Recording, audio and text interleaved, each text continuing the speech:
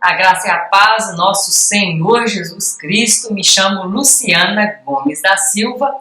Hoje é o dia que a gente vai falar aqui sobre Yom Kippur. Isso mesmo, vamos falar sobre Yom Kippur e uma das suas, o nosso sumo sacerdote, né? Um dos símbolos aí do Yom Kippur é o sumo sacerdote. A gente vai fazer uma leitura do texto de Levítico. Depois a gente vai ler Hebreus, a gente vai fazer aqui uma conexão entre esses dois textos e vamos também explicar o que é o Yom Kippur aos olhos do texto bíblico, aos olhos da Bíblia. Mas o Yom Kippur é o dia de cobrir. Kippur é cobrir, né? No hebraico original aí é Kippur, vem de capar, que é cobrir. O dia em que os pecados da nação são cobertos. A Levítico, versículo 30 do capítulo 16. Pois neste dia Deus perdoará, te purificará, para que sejas purificado, santificado de todos os pecados perante Deus, perante o Senhor. Então esse é o objetivo principal aqui do Yom Kippur. O dia mais sagrado, o início do dia é o único dia em que o sumo sacerdote entra no Santo dos Santos. Vamos ver isso mais à frente também. E eu falei uns dias atrás sobre o Yom Teruah, que são 10 dias de arrependimento. Por quê? Porque depois desses dias virá Yom Kippur, que na verdade já chegou, que é do dia 27 de setembro, no caso deste ano 2020, até 28 de setembro de 2020, porque eles contam de 6 da tarde, do dia 27 até 6 da tarde desse dia, e exatamente hoje, dia 28 de setembro. Então passaram pelos 10 dias de arrependimento e depois vem Yom Kippur. Se você não viu esse vídeo do Yom Teruah, eu te convido a assistir, vai estar na descrição aqui o link para esse vídeo. Então, 15 dias depois vem o Sukkot, nesse mesmo mês que é a festa dos tabernáculos. Então, dia 1º, dia 10 e o 15º dia são 3 momentos importantes da nação nesse mesmo mês. Então, o dia que a nação é perdoada. Deixa eu ver se tem mais alguma coisa interessante aqui. Não. A gente vai ler o texto que eu separei aqui, Levítico. A gente vai ler Levítico e a gente vai passar versículo aqui por versículo, os versículos mais importantes, para a gente fazer uma assimilação do que é esse dia exatamente, tá?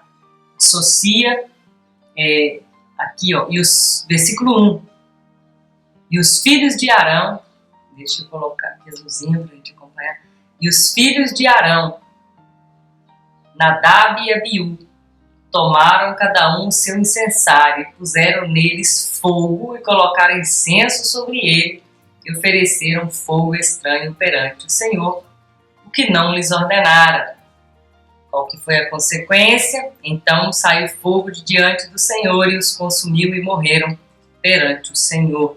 Porque eu li Levítico 10 antes de ler Levítico 16. Veja bem, Levítico 16 já começa fazendo menção ao acontecido que Levítico 10 acabou de nos informar. Nadab e Abiú, eles estavam trabalhando já ali na inauguração do templo, né, os filhos de Arão. Então eles cada um tomaram o seu incensário, colocaram o fogo que bem quiseram e entraram no tabernáculo. A consequência disso foi a morte. No versículo 1 do capítulo 16, Deus já começa lembrando, fazendo a associação desse dia, né? E falou o Senhor Deus a Moisés depois da morte dos filhos de Arão, que morreram quando se chegaram diante do Senhor, mas se chegaram com fogo estranho, não se chegaram aí fazendo o que era certo. o que trouxe então a questão da segurança dos levitas com relação à santidade de Deus. A santidade de Deus, porque conviver com a presença santa de Deus, eles já puderam perceber que era algo perigoso, tá? A vida deles estava em jogo, e nós vamos ver algumas vezes nesse texto de Levítico 16, quando Deus fala assim, para que não morra. Aqui no versículo 2 já diz isso, para que não morra.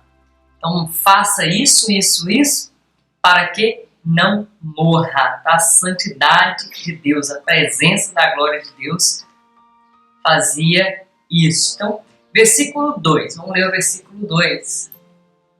Depois disse o Senhor a Moisés, dize a Arão teu irmão, que não entre no santuário em todo o tempo para dentro do véu, diante do propiciatório que está sobre a arca, para que não morra, porque eu aparecerei na nuvem sobre o propiciatório.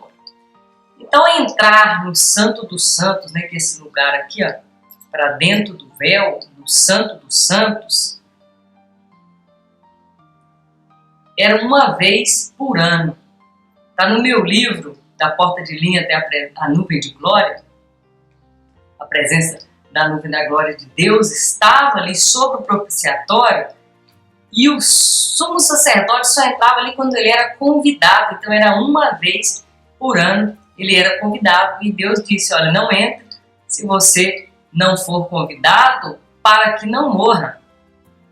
A Arca da Aliança, tá? Está falando aqui da arca, o propiciatório é a tampa que está sobre a arca. A arca é símbolo da presença de Deus, tá? Do Deus invisível, o Deus invisível que tem o seu trono sobre a arca, tá? O texto chama essa glória de Deus aí, que está muito presente,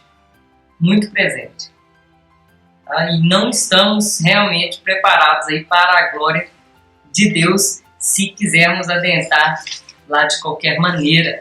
O termo propiciatório usado aqui, em algumas Bíblias está escrito assento de misericórdia, ou tampa da arca. Keporet, né, vem de Yom Kippur. Então é a mesma raiz, tem a mesma raiz em comum do Strong 3727. As referências de Strong que eu cito aqui, eu estou falando do dicionário Strong. Também vou deixar ele aqui na descrição do vídeo PDF dele gratuitamente para você. Então significa cobertura no sentido de cobrir, purificar, colocar algo por cima. Então o propiciatório era isso, assim como o dia do Kippur, né? O Yom Kippur era o dia de cobrir os pecados, tá? Voltamos aqui, eu estou com as minhas anotações aqui para mim não me perder aqui no texto. Versículo 3, vamos seguir aqui para não ficar muito longo. Versículo 3, Arão, né, que era o sumo sacerdote, então, com isso Arão entrará no santuário. Então sim, ele pode entrar, mas com isso, com o novilho para expiação do pecado e o carneiro para o holocausto. Vestirá ele, versículo 4, vestirá ele a túnica santa de linho e terá cirolas ou calções, aqui esse texto está dizendo cirolas de linho sobre a sua carne, ou calções, e cingir-se-á com um cinto de linho, e se cobrirá com a mitra de linho na sua cabeça. Essas são as vestes santas. Por isso, banhará a sua carne na água e as vestirá. Esse texto aqui, muitas pessoas leem esse texto e passam por cima dele aqui desapercebido, tá? Arão, o sumo sacerdote, ele era o mediador entre Deus e o povo. Naquele dia do Yom Kippur, que Deus estava convidando ele para entrar ali no Santíssimo Lugar, no Santo dos Santos, ele tinha que levar o novilho para si e para sua família, tinha que fazer esse sacrifício por si mesmo, né? E ele não tinha as vestes que eu mostrei aqui no início, tá? Ele não tinha essas vestes. As vestes que foram citadas aqui não são essas. Ele vestirá túnica santa de linho, terá seus calções de linho, se vestirá com cinto e mitra. Quais são essas vestes? Não são essas. Essas vestes são as vestes do dia a dia, as vestes que ele iria usar no serviço diário do sacerdote. Temos também preparado aqui já uma aula sobre cada ponto dessas vestes do sumo sacerdote. A gente vai falar de todos esses detalhes aqui dessas vestes. Mas as vestes do dia da expiação, do Yom Kippur, não são essas vestes. Estas são as vestes do dia da expiação. Tá? Aqui está. Vou colocar maior aqui para a gente ver. Vestes brancas, o turbante branco, cinto branco, sem nada nos seus pés, desta maneira que ele se apresentava ali no dia da expiação. Então esse texto aqui já tira algumas dúvidas. Tá? Ele não tinha aquela roupa esplêndida de ouro. Naquele dia ele tirava toda a sua glória. Ele se vestia de linho puro, linho branco, que aponta para a pureza e para a justiça. Ele está diante da glória de Deus para quê? Para confessar, para receber a purificação, para receber o perdão. E essas roupas brancas aí são as roupas apropriadas para este momento. E muitos pregadores, né, ministros, eu vejo que são ministros de Deus, me perguntam: Luciana, você crê que eles usavam aquela corda, que ele entrava amarrado com a corda? Veja bem, já vi várias pessoas dizendo, ensinarem sobre isso, falando que eles tinham uma corda. Essa corda, ela para mim, ela traz a noção de despreparo. Esse homem estava sendo preparado para entrar na presença de Deus, para que não morra, ou seja, faça isso, para que não morra. O texto não está citando nenhuma corda. Mais à frente nós vamos ver que o texto não cita que tinha alguém lá fora esperando por ele. Ele estava lá sozinho, fazendo isso sozinho. Todo esse trabalho ele fazia sozinho. E se ele entrava amarrado com uma corda, se eu morrer alguém me tira da presença de Deus, sinal de que não estava preparado para o serviço que estava sendo chamado para fazer. Não creio que ele usava essa corda, não. Tá? Pois o texto também não diz assim. Vamos voltar para o nosso texto aqui. Então ele vai vestir essas roupas de linho, né? Capítulo 16, versículo 4. Leia aí com atenção também, se você tiver alguma dúvida. E do versículo 5 até o versículo 9, está falando de dois bodes. Um novilho da expiação, um carneiro para o holocausto e 2 bodes. Então, um novilho para expiação para si e pela sua família. Versículo 6. Novilho é para ele mesmo. Também tomará os bodes e porá perante o Senhor na porta da congregação, vai lançar sorte sobre os bodes, né? Um pelo Senhor e outro pelo bode emissário. Esse bode emissário aqui, a tradução dele é Azazel. No hebraico, a tradução dele do hebraico 5799, o bode emissário, o bode expiatório, o Azazel. Essa Bíblia aqui, ó, Almeida século 21 fala Azazel, nem traduz, né? Mas do Strong 5799 fala de remoção completa. vem de duas palavras hebraicas. Es, que é bode, do hebraico 5797, ou cabra, e azal, do hebraico 235 no Strong, que é para ir, se foi, andar por aí, ir embora, desaparecer, vagar. Então, traduzindo, azazel seria a cabra que vai embora, a cabra que desaparece, a cabra que leva, a cabra que vai. A tradução aqui como bode expiatório, bode emissário, é bem válida. Bode emissário. Então, um desses bodes é pelo Senhor, ele será sacrificado, seu sangue será usado, e outro será o bode expiatório, e vamos saber já já o que vai ser feito com esse bode emissário.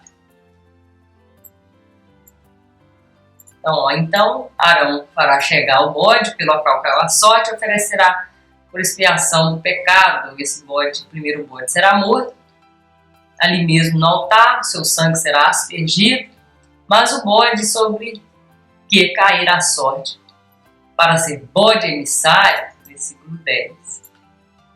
Deixa eu colocar azulzinho aqui. Apresentar-se-á vivo perante o Senhor para fazer expiação com ele, a fim de enviá-lo ao deserto como bode emissário. Um vai ser sacrificado, o outro vai ser enviado ao deserto, seguindo todas as restrições que o texto vai ensinar aqui. Versículo 11. E Arão fará chegar o novilho da expiação, será por ele, fará expiação por si, pela sua casa, e degolará o novilho da sua expiação. Mais uma vez, o sumo sacerdote fará expiação por si e por sua casa. Que me faz lembrar muito bem do texto que Paulo falou a Timóteo. Timóteo, cuida de ti, cuida da tua casa, depois cuida do ministério. Há muitos pastores têm colocado o seu ministério à frente. O primeiro ministério que Deus nos deu é a nossa família. Cuida de ti, ela fará expiação por você, pela sua casa, tá? Logo mais você fará expiação. Alguém estava ligando aqui. Então, pelo povo, mas primeiro é por você e pela sua casa. Tomará também incensário cheio de brasas de fogo do altar. Mais uma vez, lembrando o texto que a gente leu lá em Levítico 10, onde os filhos de Arão tomaram de um fogo estranho que não era o fogo do altar. Por que é importante esse versículo 12, quando fala do fogo do altar? Na inauguração do tabernáculo, lá em Êxodo, tá, no finalzinho ali de Êxodo, no último capítulo ali, onde é inaugurado, no Levítico 9 também fala, o fogo de Deus desceu sobre o tabernáculo, e esse fogo que era o fogo usado em todos os lugares. Aquele fogo deveria permanecer aceso enquanto tivesse tabernáculo e templo. Esse é o fogo que deveria ser usado, o fogo que veio do céu. Não um fogo qualquer, você não podia acender um fogo lá e levar, né? Então é o fogo do altar, o fogo que veio do céu. Deixa eu silenciar meu telefone aqui, senão ele continua chamando. Muito bem. E porá, versículo...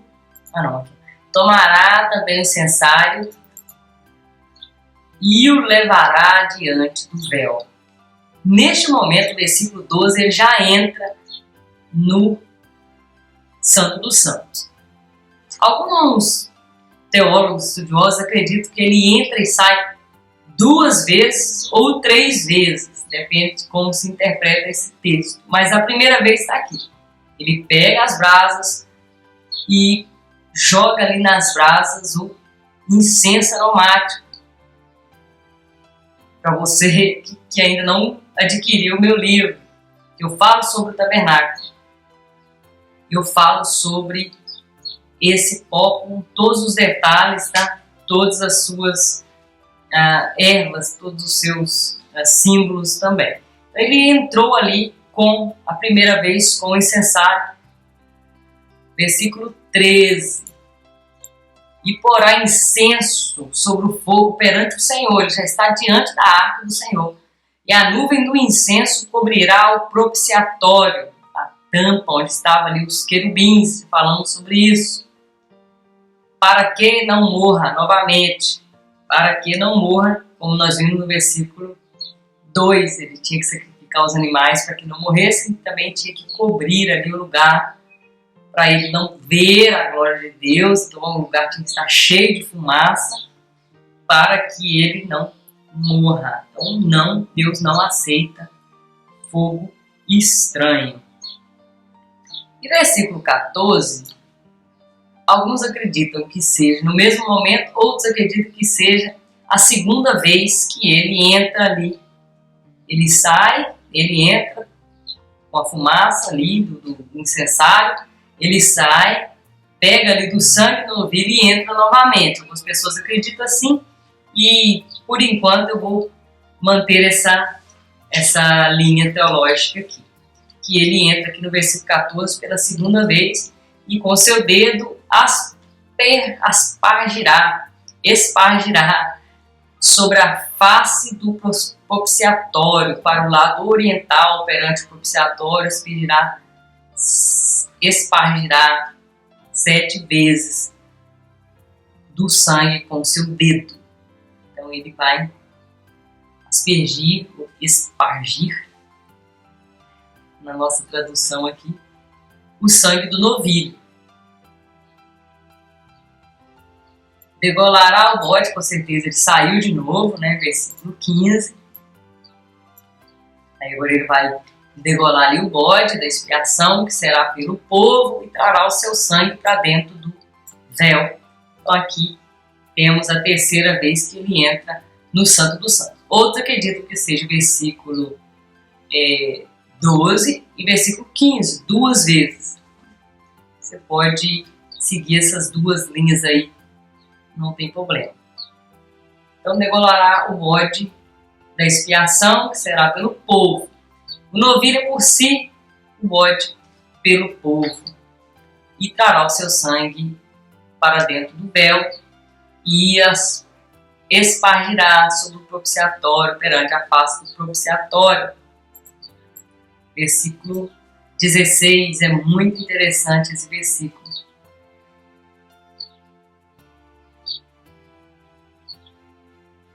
Assim fará expiação pelo santuário por causa das imundícias dos filhos de Israel e das suas transgressões e de todos os seus pecados. Assim fará para a tenda da congregação que reside com ele no meio das suas imundícias. Ele fará expiação pelo santuário por causa das imundícias dos filhos de Israel. O sangue que purifica o santuário. O sangue aspergido purificava o santo dos santos, ou purificava o santuário, permitindo que a presença divina continuasse no meio do povo. Então Arão foi o mediador, o sumo sacerdote que purifica o lugar onde Deus encontra-se diariamente com o povo. O local santificado, purificado, a glória de Deus permanecia ali, tá? Para a expiação pelo santuário por causa das imundícias. É muito interessante esse texto, nós ficaríamos horas somente nesse versículo aqui. É um versículo complicado de se entender, mas por enquanto é isso, tá? O sangue, ele purifica ali também o lugar, a presença onde a glória de Deus via, para que apagasse ali a ira de Deus. Nós vamos entender esse versículo aqui quando nós lermos Hebreus. Versículo 17. E nenhum homem entrará na tenda da congregação quando ele entrar para fazer expiação no santuário, até que ele saiba. Depois de feita a expiação por si mesmo, por sua casa, por toda a congregação de Israel. Então nenhum homem entrará na tenda da congregação. Ninguém estava ninguém. Estava convidado a estar ali junto com o sumo sacerdote enquanto ele fazia esse dia do Yom Kippur acontecer. Ele estava sozinho, até que ele saia, tá? Até que ele faça tudo que tem para fazer e saia. Então sairá ao altar, versículo 18, esse altar aqui já é o altar de bronze, é lá no pátio, que está perante o Senhor e fará expiação por ele, tomará do sangue do novilho novamente, do sangue do bode, juntos agora, tudo misturado, jogará sobre as pontas do altar. Versículo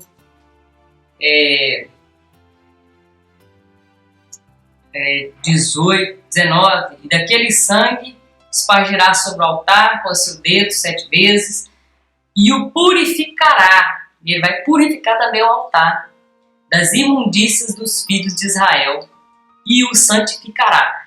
A mesma ideia que está no versículo 16. Primeiro ele purifica, santifica o altar lá dentro, a arca. Ele vai fazer isso nesse altar aqui. Alguns acreditam ser o altar de incenso que está no santo lugar. E depois ele aspergirá sobre o altar de bronze. Eu acho que eu me equivoquei aqui. 18 é o altar do incenso e o 19 é o altar de bronze. Então ele caminha da arca no Santo dos Santos, do altar do incenso no santo lugar e do altar de bronze no pátio do santuário. Todos nós sabemos, né, que o santuário, o tabernáculo, ele tem 3 repartições. Então, e com o dedo e purificará das imundícias dos filhos de Israel e o santificará. Então ele vai fazendo a purificação, tá, desses objetos também. E muito interessante é que ele caminha de dentro para fora. Uma das coisas muito interessantes que eu coloquei lá no meu livro, que eu falo sobre o tabernáculo, vou colocar aqui na descrição o link para você adquirir, comprar o livro, nos abençoar, abençoar o nosso ministério, é que eu falo que Jesus ele fez o caminho reverso. Deus chamou o homem para entrar, tá? Nós passamos e entramos até chegar no Santo dos Santos. Mas para isso acontecer, para nós podermos entrar no Santo dos Santos, alguém teve que sair de lá, se despir da sua glória e vir fazendo o caminho reverso. Tá? Jesus ele deixou o trono de glória, o Santo dos Santos, e veio. Tá? Temos a mesa ali dos pães, né, que representa o sangue, o corpo de Cristo. Então ele vem descendo, ele vem tornando-se em forma de servo, forma de homem, se humilhando, até chegar na porta e dizer: vamos, agora vocês voltam comigo, tá? Agora vocês vão comigo, eu já fiz esse caminho. Eu falo isso lá no livro, que é muito interessante quando nós vemos que Jesus ele faz esse caminho. E nesse texto é muito claro isso, tá? Ele vai lá, asperge o sangue lá no propiciatório, no Santo do Santo, depois vem aqui no santo lugar, asperge ali o sangue no altar de incenso, nas suas pontas, ali nos 4 cantos, depois joga desse mesmo sangue do sacrifício lá no altar de bronze, já no pátio, esse caminho, e o caminho segue ainda mais longe, que quando ele pega aquele bode expiatório, o sangue, a culpa, ele leva para o deserto, tá? Ele faz esse caminho carregando toda a nossa culpa e joga para longe. Paramos no versículo... Isso mesmo, paramos no versículo 18, 19. Isso. Agora no versículo 20, tá? Onde o bode expiatório que nós falamos aqui, ele entra em cena. 21. E Arão porá as suas mãos sobre a cabeça do bode vivo. Um deles foi sacrificado, um deles é o bode vivo, que é o Azazel. E sobre ele confessará todas as iniquidades dos filhos de Israel e todas as suas transgressões e todos os seus pecados, e porá sobre a cabeça do bode, e enviá-lo-á ao deserto pela mão de um homem designado para isso. O que ele faz? Ele coloca a sua mão sobre a cabeça do animal, fazendo uma transferência, confessando os pecados, fazendo a transferência das iniquidades dos filhos de Israel e todas as suas transgressões, de todos os seus pecados, colocando ali sobre aquele bode.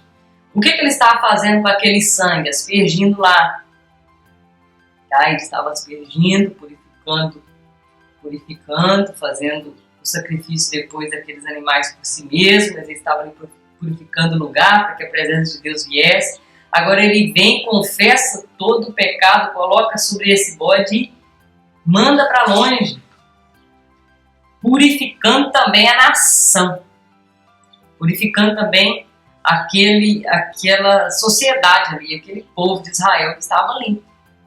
Ele foi tirando, limpando, até chegar no povo. Agora esse bode será aquele que vai levar ao deserto, tá? Levar ao deserto todos, versículo 22, assim aquele bode levará sobre si todas as iniquidades deles a uma terra solitária e deixará o bode no deserto.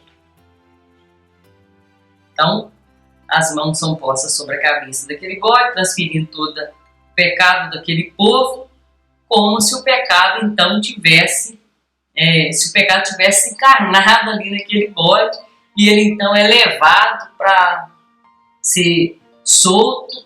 Lá ele vai sofrer, ele vai se perder, ele vai morrer. Tá? O bode leva o pecado do povo para um lugar solitário, longe da comunidade, longe da glória do tabernáculo. Essa era a intenção primordial aqui. Terminando aqui as partes principais desse texto, vamos ver o versículo 23.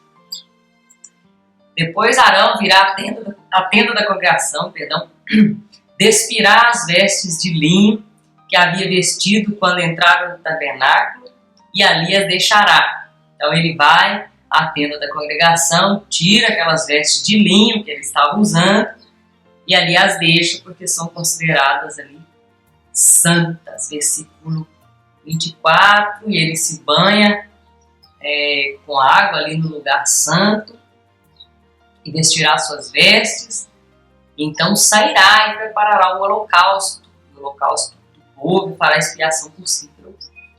Até então ele estava usando o sangue dos animais, tá? Que ele estava pronto para sacrificar. Então ele vai queimar a gordura da expiação do pecado sobre o altar. Aqui está falando daquele animal que foi citado mais acima, o cordeiro, né?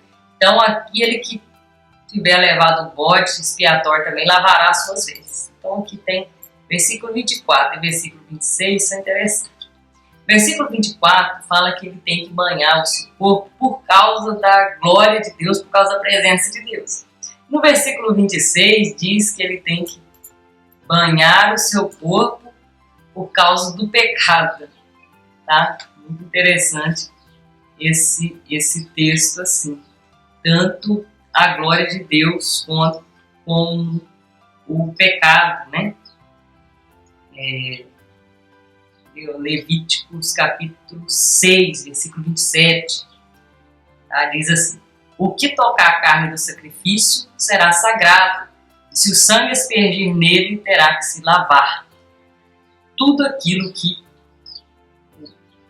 tocar a carne do sacrifício será sagrado. Então, por isso que ele se banhou, e esse aqui teve contato com aquilo que é imundo, também teve que se lavar. Interessante também falar ali nos olhos aqui, só nesse texto aqui. Versículo 27. Então, o novilho da expiação, o bode da expiação do pecado, cujo sangue foi trazido, né, lá no altar, para fazer expiação, serão levados para fora do arraial. Porém, as suas peles, a sua carne, os seus estercos serão queimados no fogo. Então, não pode ficar nada desses animais. E aquele que queimar esses restos animais também banhará a sua carne para depois entrar no arraial. Versículo 29, chegamos aqui no centro desse texto. Por que no centro desse texto? E isso vos será por estatuto perpétuo. No 7º mês ao 10º do mês, tá? Esse dia 27 de setembro, dia 28 de setembro, porque eles contam de 6 horas da tarde a 6 horas da tarde. Afligireis as vossas almas, está dizendo aqui de jejum, tá? De tempo de pensar, arrependimento. Nenhum trabalho fareis. Nenhum trabalho fareis. Olha o quanto de trabalho tem feito o sumo sacerdote. Tá? O sumo sacerdote tem feito todo esse trabalho. E quando ele fala para o povo, ele fala: nenhum trabalho fareis. Nem o natural, nem o estrangeiro que mora aí convosco. É para todos vocês. Porque naquele dia se fará a expiação por vós. Por vós quem? Para o estrangeiro e para aquele que peregrina entre vós também. Fará a expiação por vós, para purificar-vos, sereis purificados de todos os vossos pecados perante o Senhor. É um sábado de descanso para vós, afligireis as vossas almas, isso é um estatuto perpétuo para sempre. Voltando ao versículo 29, nenhum trabalho fareis. Não é para nós fazermos nada. Tá? Não é para nós fazermos nada. Vou ler o versículo. Aqui fala da substituição, 32 e 33, do sumo sacerdote. E versículo 34, fecha aqui. E isto vos será por estatuto perpétuo, será para sempre, para fazer expiação pelos filhos de Israel de todos os seus pecados uma vez por ano. E fez Arão como o Senhor ordenara a Moisés. E Arão fez o que foi ordenado a Moisés. Hebreus capítulo 9 faz a ligação desse texto, tá? Esse texto Levítico 16 é a base de Hebreus 9. Quando você lê com calma Hebreus 9, Hebreus 10 aí na sua casa, você vai poder fazer essa ligação desses textos. Era disso aqui que o apóstolo Paulo, ou quem quer que seja, que estivesse escrevendo essa carta, inspirado pelo Espírito Santo.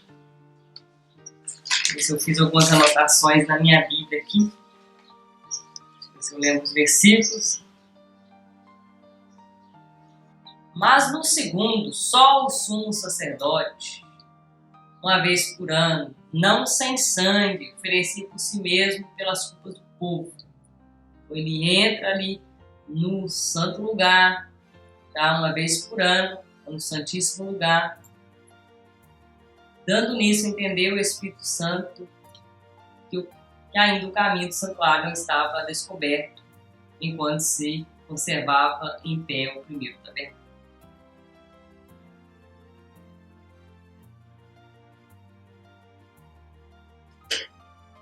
Esse versículo, vamos para o versículo 10, versículo 11. Mas vindo Cristo, sumo sacerdote dos bens futuros,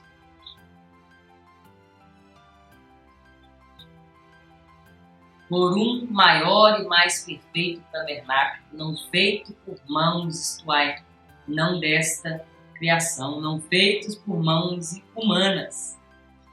Versículo 12, né? Mas veio Cristo, sumo sacerdote, maior,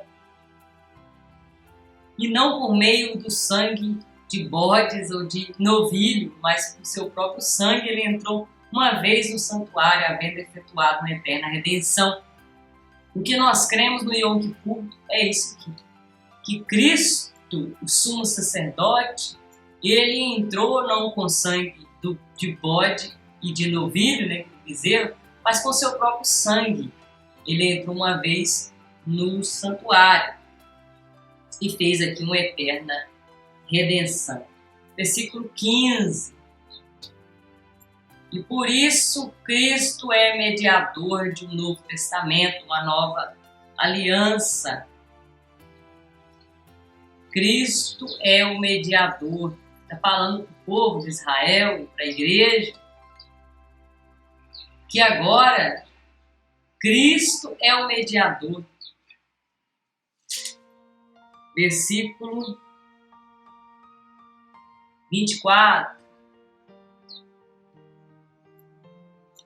Porque Cristo não entrou num santuário feito por mãos, figura do verdadeiro, porém no céu, para agora comparecer por nós perante Deus.